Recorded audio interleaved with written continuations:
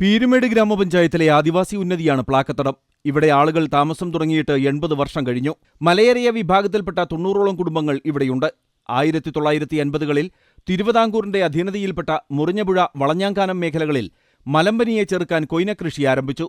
കൊയ്നാത്തോട്ടത്തിൽ തൊഴിലെടുത്തിരുന്ന malaria വിഭാഗത്തിൽപ്പെട്ടവർ പ്ലാക്കത്തടത്ത് താമസമുറപ്പിക്കുകയും പിന്നീട് ഇവർക്ക് ഭൂമി നൽകുകയും ചെയ്തു.